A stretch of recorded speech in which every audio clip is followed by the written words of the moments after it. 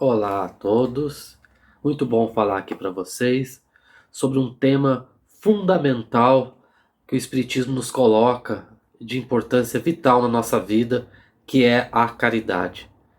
Bom, a caridade resume perfeitamente o ensino e a vida de Jesus. E nós, como cristãos, devemos entender o seu real significado, o mais profundo, não aquele que muitas vezes dito no dia a dia, de forma às vezes sem pensar, muitas vezes a caridade confundida com esmola, com assistencialismo material. Porém, o que Jesus nos recomenda é algo que vai além disso. Kardec teve essa ideia na questão 886 do Livro dos Espíritos, quando perguntou aos espíritos da vida maior qual o verdadeiro sentido da palavra caridade, como a entendia Jesus. E eles responderam de forma magistral: benevolência para com todos, indulgência para com as imperfeições alheias e perdão das ofensas. Benevolência é o ato de nós ajudarmos os outros, sermos solidários, prestarmos nosso auxílio em favor do nosso próximo.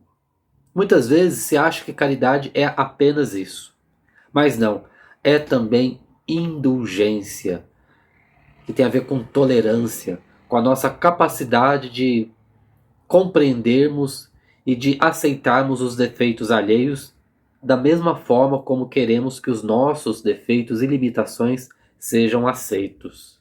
Tão importante hoje no nosso mundo, não é? Tão diverso, com tantas diferenças, a necessidade de nós termos tolerância, mais do que para aceitar as limitações que todos nós temos, mas também para aceitar e valorizar as naturais diferenças que existem entre nós e possamos aprender com isso, né? Um mundo diverso é um mundo mais rico, é um mundo com melhor possibilidade de ideias e de evolução. E finalmente, além da benevolência para com todos, indulgência para com as imperfeições alheias, é também perdão. A gente sabe que o perdão liberta, nos tira um peso muito desagradável dos nossos ombros e da nossa consciência. Aquele que consegue de fato se libertar do ódio, do ressentimento, da mágoa, do rancor, ele está um passo além da evolução. Não há como a alma adquirir a nobreza, né, que ela tanto busca e temos buscado ao longo de muitas reencarnações, né, e a nossa evolução é praticamente infinita. Não há alma que tenha alcançado um estágio elevado de nobreza sem que ela tenha conseguido de fato praticar o perdão. Quando nós perdoamos, nós compreendemos o próximo na sua ignorância. Entendemos que ele agiu mal, nos ferindo, nos magoando, porque no fundo isso retrata uma deficiência dele, uma doença de alma dele, que não nos pertence. Nós apenas controlamos os nossos pensamentos, atos e palavras. Não controlamos, por mais que às vezes queiramos, não conseguimos controlar aquilo que se passa na mente do nosso semelhante. E todos nós também temos o livre arbítrio, a liberdade de poder agir e naturalmente sofrer as consequências dos nossos atos, que serão bons ou ruins. Por isso que muitas vezes se diz no movimento espírita que a semeadura é livre, podemos plantar o que quisermos, porém a colheita é obrigatória, porque ficamos escravos das nossas ações e omissões. Então nós não controlamos aquilo que o próximo faz, e ele muitas vezes nos magoa, age de forma completamente errada, em desarmonia com as leis divinas. Compreender isso não só nos liberta desse sentimento, mas também, né, revela uma virtude que nós estamos pouco a pouco conquistando. É por isso que Jesus, naquele instante supremo da cruz, quando ele iria retornar ao plano espiritual, disse: Pai, perdoa-lhes, porque eles não sabem o que fazem. Quem erra, quem machuca, quem ofende, quem desrespeita, de fato não sabe o que está fazendo, porque se soubesse, tivesse a plena consciência, saberia que estas ações gerarão para ele consequências inevitáveis de dor, de incômodo e de situação de reajuste, a exprimir-se em expiações, aqui com X, que são as consequências negativas daquilo que nós praticamos desta ou em outra existência. Então a pessoa saberia que, como um efeito bumerangue, aquilo que ele está fazendo irá voltar-se contra ele. Aquele que perdoa é alguém que já compreendeu isso.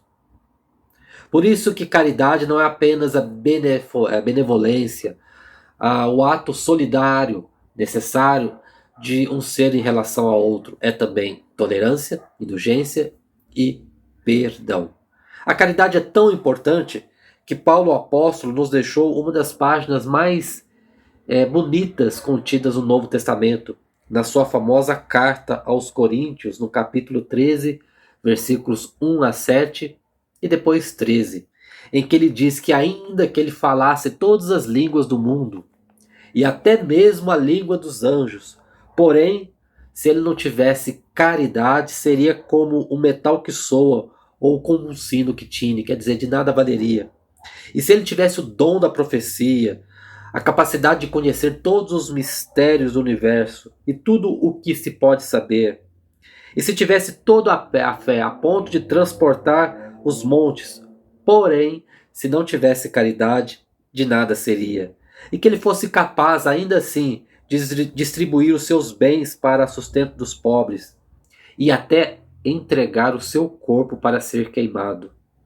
Porém, se ele não fosse animado por esse espírito verdadeiro de caridade, ele nada seria. Isso de nada lhe aproveitaria. Porque a caridade, segundo Paulo, é paciente, é benigna, não é invejosa, não obra temerária nem precipitadamente, não se ensoberbece, quer dizer, não tem esse sentimento de orgulho, de superioridade, não é ambiciosa e não busca os próprios interesses. Por isso que a gente sabe, né, que a maior virtude é aquela que se baseia, que se apoia no desinteresse pessoal. Por isso que Jesus dizia que a mão esquerda não saiba o que faz a direita. Quando fizer o bem, faça de forma despretensiosa, sem esperar retribuição. A caridade é assim. Não busca os seus próprios interesses. Não se irrita, não suspeita mal, nem folga com a injustiça, mas folga com a verdade. Tudo tolera, tudo crê, tudo espera, tudo sofre. Quer dizer, não é aqui um incentivo, né, ao sofrimento voluntário que muitos ao longo do tempo buscaram achando que se martirizando iriam conseguir adquirir virtude. Não. Mas aquele sofrimento que é inevitável, porque estamos num mundo de provas e expiações, um mundo ainda limitado, porque nós ainda somos, né, limitados, pequenos, estamos progredindo. Em razão disso, nós sofremos, passamos por dificuldades, dores, e a caridade sabe que esses sofrimentos eles vão passar. Ela é paciente, né? A caridade jamais há de acabar, ou deixem de ter lugar as profecias, ou cessem as línguas, ou seja abolida a ciência. Ainda que tudo isso acabe, porém a caridade jamais acabará, porque ela é o amor em ação, fluindo de um ser para o outro. E Paulo ainda diz que permanecem a fé, a esperança e a caridade, essas três virtudes. Porém, a maior delas é a caridade, né? Paulo coloca a caridade mesmo acima da fé. Porque muitas vezes, para termos fé, temos que acreditar, às vezes, num dogma de uma determinada religião ou crença, estarmos unidos ali a um grupo de pessoas que têm crenças em comum. Mas a caridade é para todos, para aqueles que creem e também para aqueles que não creem. Porque todos somos filhos de Deus. Ninguém é melhor do que ninguém. Estamos aqui no mesmo barco da vida, aprendendo e nos ajudando mutuamente.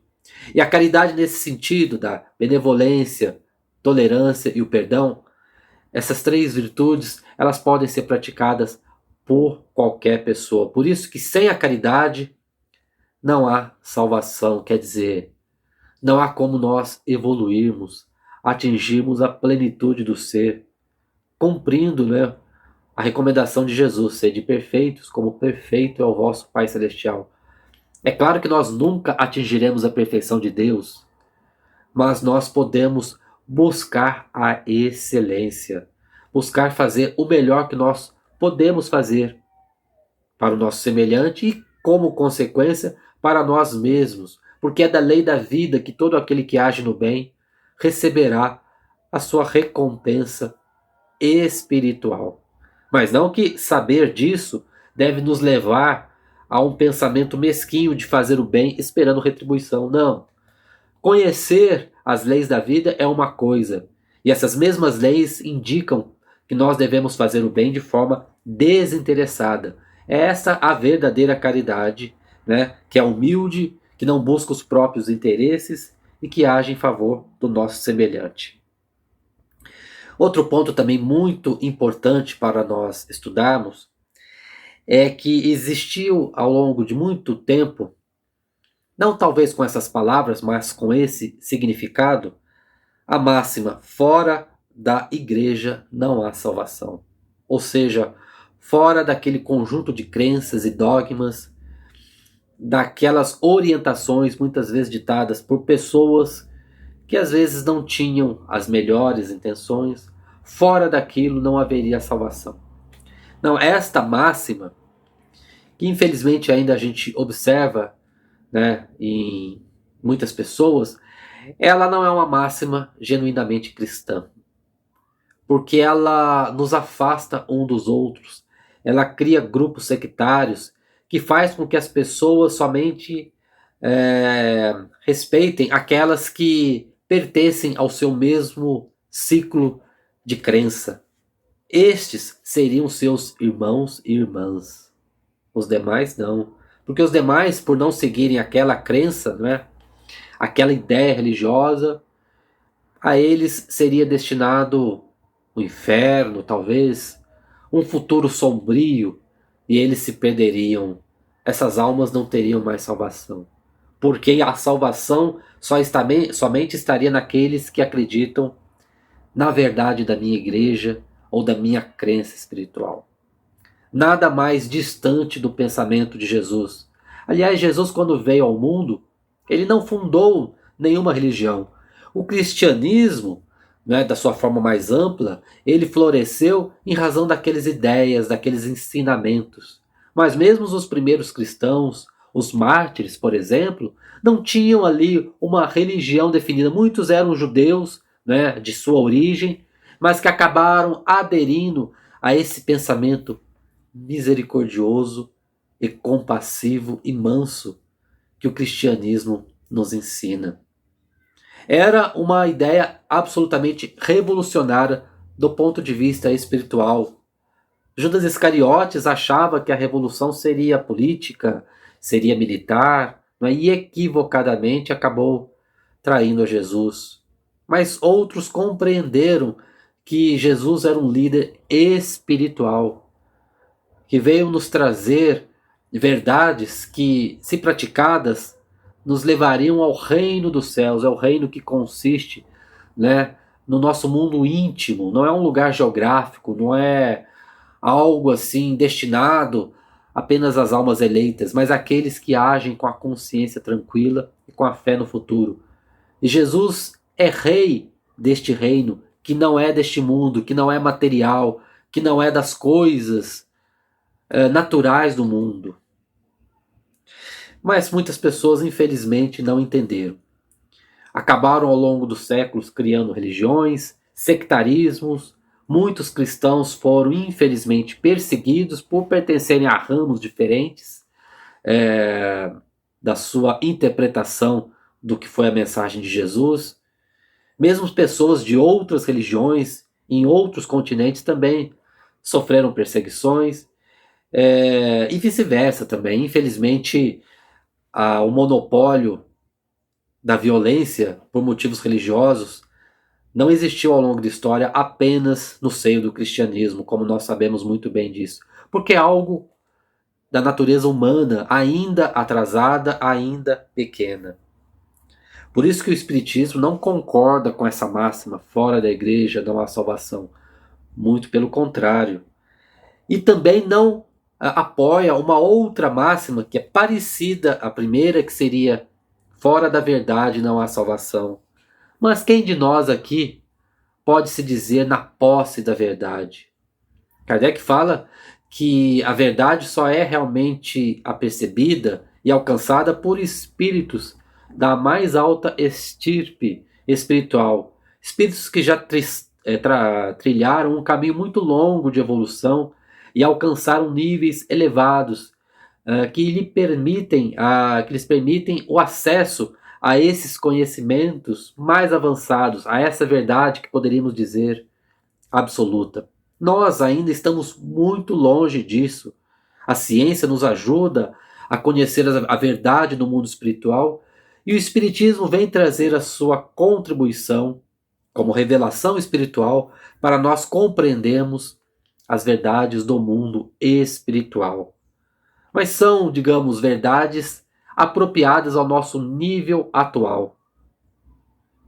É por isso que nós não podemos concordar com a máxima fora da verdade não há salvação, porque ela seria um contrassenso. E ela seria logicamente semelhante àquela máxima equivocada de fora da igreja não há salvação. O Espiritismo apoia fora da caridade não há salvação, porque essa está ao alcance de todos, independente da sua crença e mesmo independente se ele tem ou não uma crença religiosa, porque se apoia na benevolência, na indulgência e no perdão. E entender a caridade, né, que vai muito além da esmola, do assistencialismo material. Muitas pessoas hoje acham que é isso, né? Que fazer caridade é algo que diminui o semelhante que a recebe. Talvez muitos de nós, ao praticarmos a caridade, tenhamos ainda aquele orgulho, aquele sentimento de estarmos fazendo um favor e que aquela pessoa, no fundo, nos deve a sua gratidão. Mas não. Aquele que age de forma caridosa, ele faz até com que o beneficiado se sinta que ele mesmo está nos ajudando. Ele não se sente diminuído, ele não se sente apequenado, porque a caridade é feita de forma humilde, de forma amorosa, compassiva, que eleva ao invés de diminuir, que busca nos igualar como irmãos que somos espiritualmente. Podemos eventualmente, por razões transitórias, estarmos em diferentes posições materiais na vida, mas espiritualmente estamos na mesma escola que a terra e somos todos filhos de Deus dignos do seu amor. E essa ajuda mútua que podemos prestar uns aos outros, ela exercita a nossa capacidade de amar, exercita as virtudes do coração. Por isso que a caridade também é esse amor em ação, esse amor que frutifica, que obra, que eleva, que não fica parado. A gente até lembra, né, de Tiago, o apóstolo, que diz que a fé sem obras é morta. Porque não basta apenas acreditar em Deus, na vida espiritual. É necessário nós realizarmos algo inspirado por essa crença espiritual. E Paulo de Tarso diz que a caridade está até mesmo acima da fé, porque ela está ao alcance de qualquer pessoa. Divaldo Franco uma vez comentou que admira muito mais um ateu honesto do que um cristão hipócrita. E quantos de nós ainda somos ainda muito hipócritas? Porque reservamos espaço no nosso coração para as nossas atitudes caridosas apenas entre aqueles do nosso círculo religioso mais próximo, aderindo ali a um certo clubismo, uma certa panelinha espiritual. Não, isso não é o pensamento de Cristo. Cristo nos recomenda amar a todos, não apenas aqueles que são semelhantes a nós nos gostos, nas atitudes, na religião, em outras características humanas. Que possamos então, inspirados pela vida e pelos ensinamentos do nosso Mestre Jesus, praticar a caridade, sendo solidários uns com os outros, praticando a tolerância e, fundamentalmente, buscando o perdão. para o benefício do próximo e, fundamentalmente, para o nosso próprio benefício. Eu agradeço a todos pela atenção, por me ouvirem e convido você agora a ir comigo em pensamento para uma vibração, onde nós pensaremos em pessoas que nós queremos ajudar e emanaremos o melhor do nosso sentimento humanitário, o melhor das nossas energias espirituais, os nossos fluidos benéficos que nós podemos, com o pensamento e a vontade, irradiar. Querido Mestre Jesus, irmão maior, o Senhor nos conhece muito bem. Sabe de todas as nossas dificuldades, fraquezas e limitações. Rogamos a sua assistência amorosa, Senhor, para nós mesmos e para outras pessoas que nós lembramos agora. Rogamos, Senhor, pelo nosso planeta ainda tão combalido, ainda tão dividido, que haja paz na Terra, Senhor. Paz entre as nações, paz entre os indivíduos e paz interior. Sabemos que a conquista da paz interior depende fundamentalmente de nós mesmos, do nosso esforço em sermos pessoas melhores, mais humanas, mais benevolentes. Mas muitas vezes enfrentamos essas dificuldades, Senhor, e por isso rogamos a sua assistência. Lembramos também de um caso em particular que chama a nossa atenção, que desperta em nós um sentimento de compaixão. Que essa pessoa, onde estiver, receba o nosso abraço amoroso, nosso desejo de melhoras, que as vibrações dos bons amigos espirituais possam envolver essa pessoa onde ela estiver, induzindo-lhes pensamentos positivos, fluidos salutares, um halo de luz, Senhor, para iluminar a sua vida. Agradecidos que estamos, Senhor, por toda essa assistência recebida, rogamos apenas que fique conosco, agora e sempre.